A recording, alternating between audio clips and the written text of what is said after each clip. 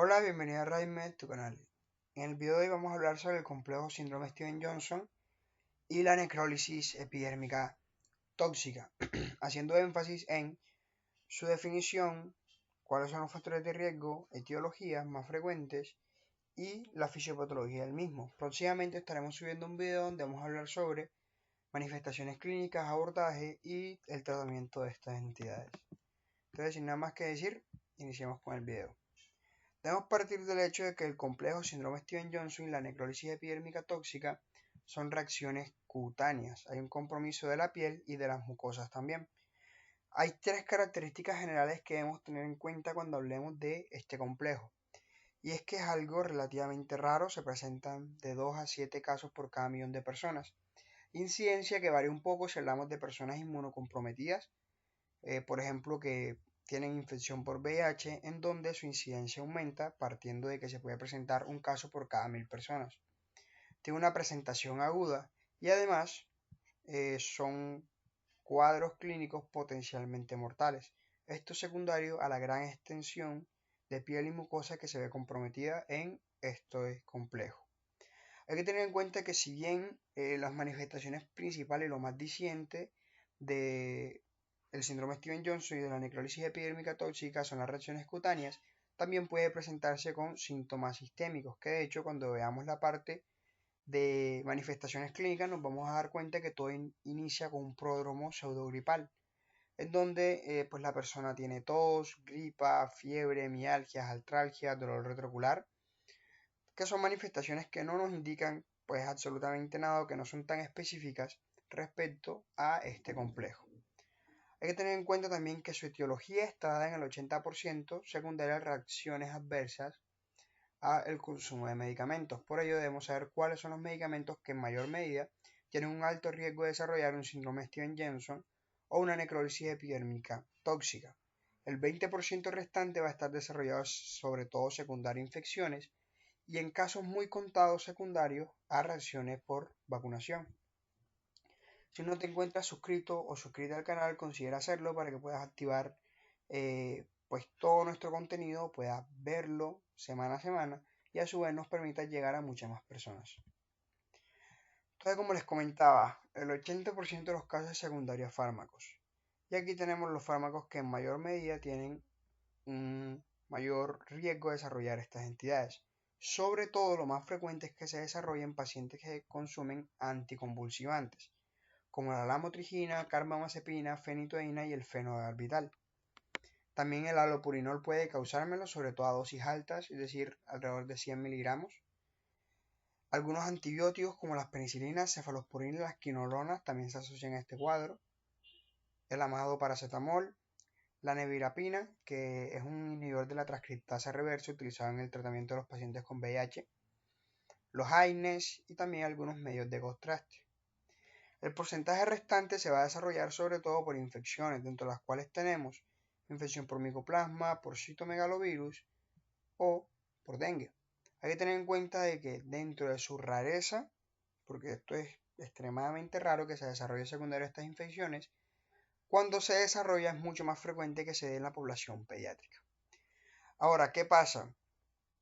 ¿Por yo consumir estos fármacos voy a desarrollar un síndrome Stevens-Johnson? No. Hay un factor bastante relevante y es que se ha identificado que aquellas personas que desarrollan un síndrome Stevens-Johnson tienen una predisposición genética para hacerlo. Esto secundario a que hay ciertas variaciones en su antígeno leucocitario humano. Y esto ya se ha identificado a través de múltiples estudios donde han evaluado distintos subtipos, si así lo queremos decir, de antígenos leucocitarios humanos, evaluando cómo reaccionan o cuál es la probabilidad de que se desarrolle un síndrome Stevens-Johnson o una necrólisis epidérmica al consumir ciertos medicamentos. Por ejemplo, este que yo tengo acá es centrándose en el consumo de paracetamol y de halopurinol. E identificaron que hay dos HLA que tienen una mayor incidencia en desarrollar este síndrome, que es el 5801 y el 4101, donde vemos que tienen valores lo suficientemente significativos como para marcarnos que pueden presentarse en mayor medida. Ahora, ¿qué pasa? De que la gran mayoría de estos HLA que se han investigado no son tan frecuentes en Latinoamérica o incluso en Europa. son muy frecuentes en Asia. De ahí radica de que la gran mayoría de los estudios y de los casos que se presentan de síndrome Stevens-Johnson y de la necrólisis epidérmica tóxica provengan de Asia. Eso no quiere decir de que no podamos tener un caso por lo menos en Latinoamérica. Aquí hay sobre todo que hacer énfasis en la familia de la persona, si tiene cierta predisposición genética, sea porque tenga descendencia asiática, o el hecho de que tenga algún familiar de que ya con anterioridad me haya desarrollado un síndrome Stevens-Johnson o una necrólisis epidérmica tóxica, ya que eso me habla de probabilidad de que también pueda desarrollarlo. Entonces, ese es el factor de riesgo más importante y eso lo debemos tener claro, porque todos nosotros hemos consumido en algún momento algunos de estos medicamentos o nos han suministrado medios de contraste y no hemos desarrollado estas entidades. ¿Por qué? Justamente por esa variación genética. Ahora, otros factores de riesgo importantes son la malignidad y la infección por VIH, ya que claramente me predispone a una respuesta inmunitaria subóptima que a su vez pueda llevar al desarrollo de estas entidades.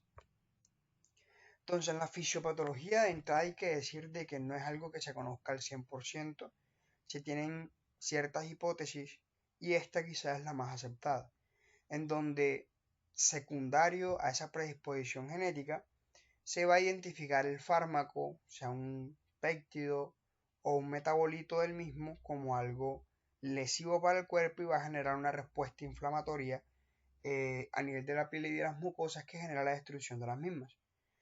En términos molecular paso a paso sería de que la célula presentadora de antígeno a través del HLA, más exactamente el MHC1, va a presentar pues eso que identificó el fármaco que no es positivo para el organismo o así lo identifica el cuerpo.